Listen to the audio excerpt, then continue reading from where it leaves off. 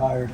I would think. You looked like you were wiped out there at the final. Guys, we want to shift over just a little bit. I feel like taking one. Yeah, you know, I mean, the heat didn't help that, but yeah, I mean, definitely tired. I mean, 90 minutes where you just, I mean, it ends up probably being 100 minutes with everything, but just how wiped out were you? Did you have anything left? No, I really didn't. I think we could have managed the second half better because, especially at home, we're up 4-1, and we're a little naive in the way we're going about things, and I think that's why we leak a couple of goals on our end. I mean, granted, the guys end up putting the ball in the net on our for us as well, but I think we have to be able to control that game a little bit better and see it out because come the end of the year, come playoffs, you want to talk playoffs, I mean, you want to be able to close the door on teams like that. Is that why you were pissed at the second half hydration break? You looked quite upset. Yeah, you know, and I think I'm not afraid to say that. You know, I think we have to be better on the ball and better at managing the moments of that game because we're up 4-1. We can kind of put that team away, just keep the ball away from them and let them chase. And, you know, it's a hot day. Let them do the chasing. Instead, we're doing the chasing. And, yeah, I mean, it leads to a lot of guys getting really tired. Your first goal against Austin, you announced your wife's pregnancy on that game. Yeah. The second one against Austin, it looks like she's got to be due anytime now? Yeah, next week. So, yeah, we're really excited. It's kind of come full circle now, yeah. You dedicate this one to... Yeah, this one's definitely to future baby boy Parker, and obviously to my wife who, yeah, you know, she's been a warrior throughout the whole pregnancy. You know, she's been at every game besides tonight. You know, tonight might have been a little bit too close for her, too hot, but you know, she's been a warrior, and I really respect everything she's been doing. She's say next week, so after the Orlando game? We'll see. We'll see. I guess it's a baby. Yeah, exactly. They have their own schedule. Yeah. What's it been like? I mean, there's another goal tonight.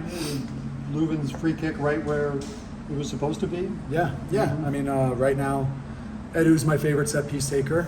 It was AZ, now it's back to Edu. So, but yeah, you know, I mean, right place, right time.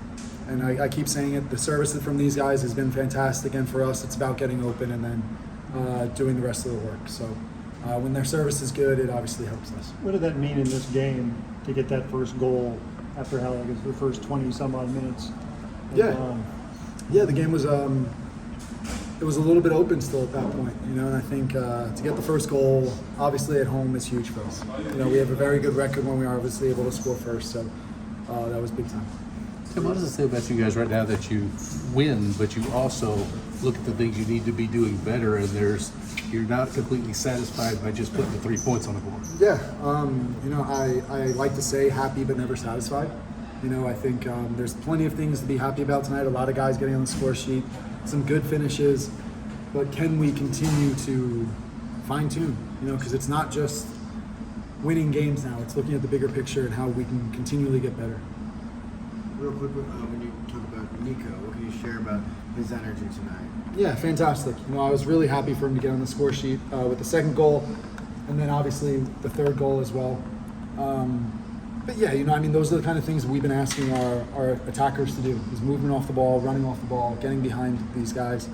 And Niko has that in his toolbox or locker, whatever you want to call it. He has the speed to be able to do it. He's also good at coming underneath. So for him to obviously showcase both sides of those things is really big time. Is that a Tim Parker beer? It is. Parker Pilsner. Finally getting a chance to get Joachim Nielsen in a game. How nice was that? Yeah, I mean, really happy for him. You know, I mean, everyone knows it's been a long road back for him. Yeah, just really happy. You know, there's a lot of setbacks along the way for him. There's a lot of, it wasn't a straight, smooth road. You know, it was a bumpy road with curves and stuff. So for him, really happy for him and looking for him to build on it. What was your involvement in Parker Pilsner? Yeah, completely involved. Completely involved? Completely involved, hands-on. Forehands was amazing.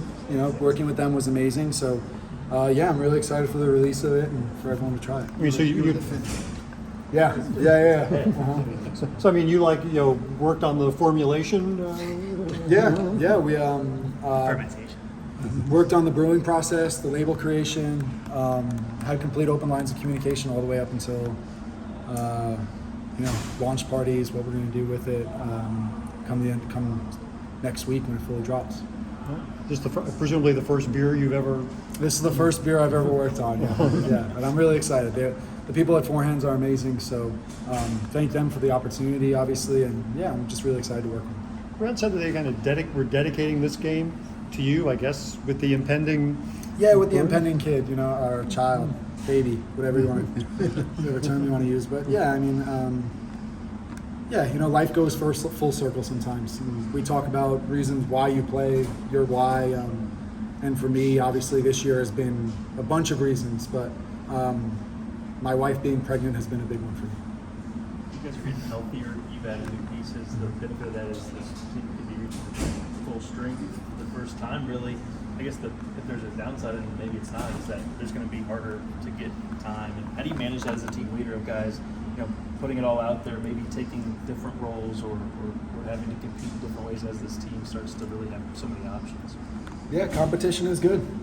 Competition is good. It's not a bad problem to have when you look at the end of the year and you're getting guys healthy and you're talking about possibly getting to full strength with 10 games left. So it's a good problem to have. I think there's worse problems to have in this league. And you got 3 games in 8 days coming up. Yep. Right away. So yeah, some traveling as well, but that's what the tail end of the summer brings in MLS. For some of these guys, it's going to be the first time doing it. For me, it's not the first. Mm-hmm. Is this worse than Houston? Tonight seemed like a excruciatingly bad. Today was brutal. Today was really bad. I don't know if it was worse than Houston, but it was close. Definitely close. You played in those conditions when this team was being built. There was a lot of questions about are they going to be able to play the way they want to play in these kind of conditions. You guys clearly can.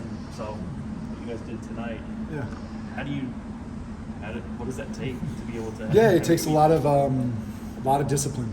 And I think we could have been better at it as well. I think playing in those kind of conditions, playing our way, is something that we have to pride ourselves on, and that's why we were able to get results here at home. Is playing the way we want to play. So yeah, I think obviously that's everything built on the team principles, really.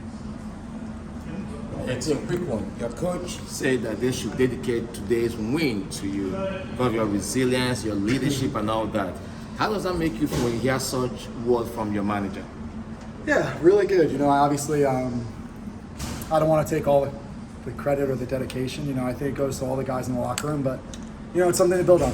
I think obviously this is a good start for us to start the last third of the season like that, but we got to keep building.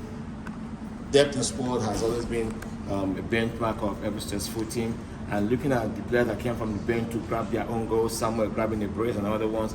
What does that tell about your team having such depth in sport? Yeah, like I said, it's going to create competition, but depth is good. Coming on in the 60th minute, bringing Sam on. What a problem he is to come onto the field in the second half of games. As a center back, I wouldn't want to see him coming on. So I know how opposing teams definitely view it when he's able to come on and do well like he did tonight. Thank you. Awesome. Thank you, guys. Thank you.